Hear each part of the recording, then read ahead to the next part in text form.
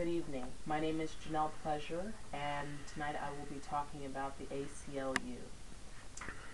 The American Civil Liberties Union's role in protecting the political dissent and minorities and the unpopular expression in the United States is a problem in the American psyche. Our First Amendment right states that we have the freedom of speech, of association and assembly, freedom of press, and freedom of religion. But are these rights really free? Free may not be the correct word to use in this society. The A.C.L.U. was led by Roger Baldwin, and he began his work back in 1920 as a nonprofit organization for the sole purpose of protecting and preserving the individual rights and liberties that are guaranteed to everyone in this country by the Constitution and the laws of the United States. The A.C.L.U. works through the legal system to obtain non-discriminatory litigation, impartial legislation, and community education. The A.C.L.U. also works to extend rights to segments of our population that have been traditionally denied their rights. This would include people of color, women, lesbian, gays, bisexuals, and transgender, prisoners, and people with disabilities. If the rights of society's most vulnerable members are denied, we can conclude that the rights of everyone in the United States are in danger. Through litigation, the A.C.L.U. defends those who were denied their basic rights. One definitive example of this would be the criminal justice system. As stated by the A.C.L.U., criminal justice system should keep communities safe and treat people fairly, regardless of the color of their skin or the size of their bank accounts. And in order for our system to do a good job, it must be cost-effective by using our taxpayer dollars and public resources wisely. Let's look at some numbers. The U.S. has 5% of the world's population and 25% of the world's prison population. That makes us the world's most exorbitant turnkey. 1 in 99 adults are living behind bars in the U.S., and 1 in 31 adults are under some form of correctional control, albeit prison, jail, parole, or probation. The A.C.L.U. formed a plan that would take on this issue of our overpopulated jail system, and is something that we can all do to get involved. Here are some of the suggestions. We can reduce the number of people that are unfairly placed in prison in the first place. Decrease the existing prison population by allowing prisoners who would have proven that they are ready to re-enter society and allow them to do so. We can offer them the opportunity to transition out of confinement and back into society. Invest in alternative solutions that are more effective than lengthy sentences. Finally, the A.C.L.U. states that there is a need to require regular systematic evaluations of our criminal justice system. Diving deeper into A.C.L.U.'s mission, the legislation aspect of their work began to challenge the constitutional violations within the court systems. Working parallel with the NAACP and labor unions, whose very rights did not exist or were even recognized by the courts, allowed them to form what was known as the Public Interest Law. With this law in play, it offered the missing link that would allow our constitutional system and the Bill of Rights to work. With very few victories over the years, both the A.C.L.U.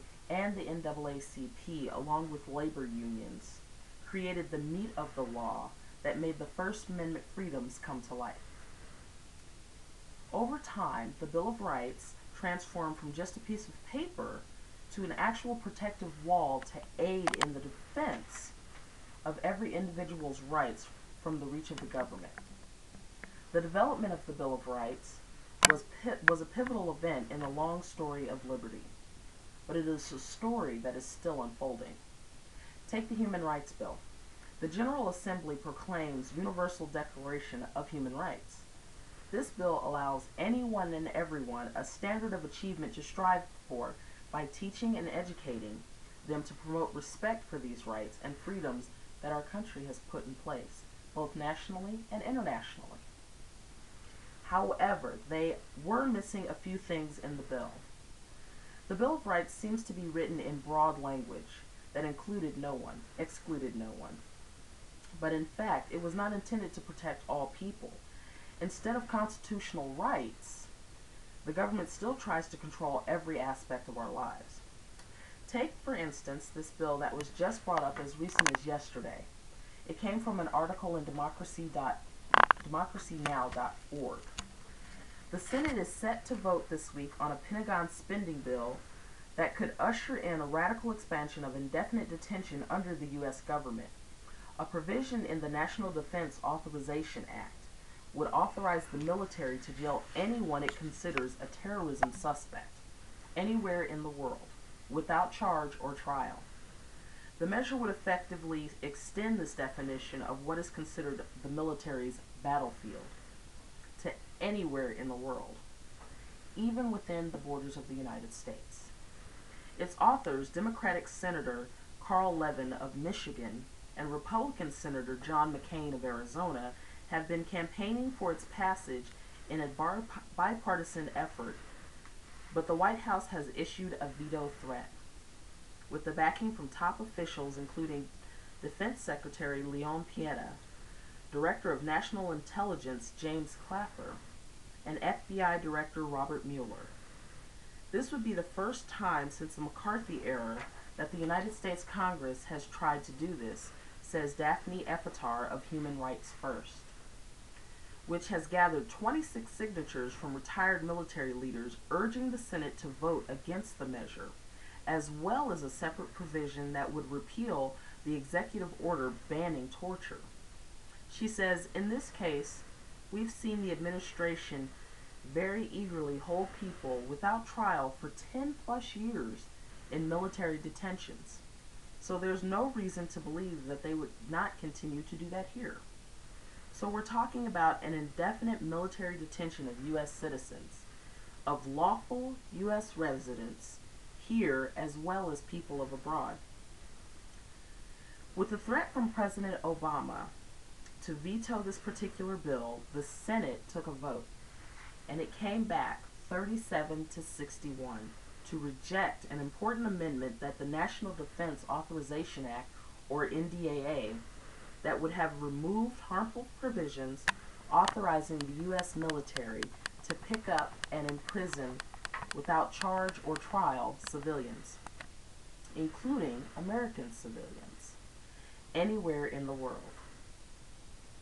The amendment offered by Senator Mark Udall from Denver, Colorado, would have replaced those provisions with a requirement for an orderly congressional review of detention power.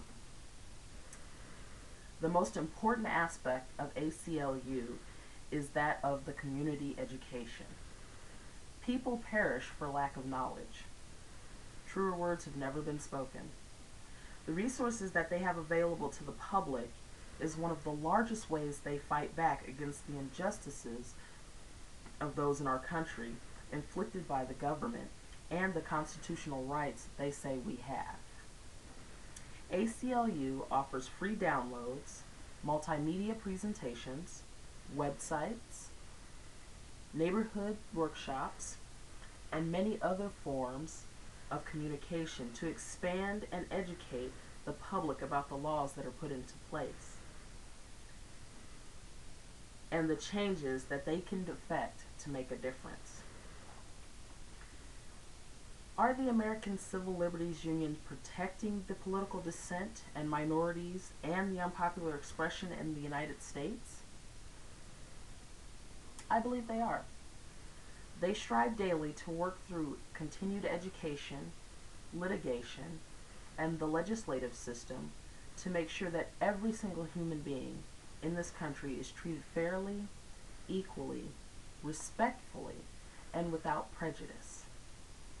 They know someone is willing to establish and dispute on their behalf when they feel like they do not have a voice with concerns to the government that is governing us today.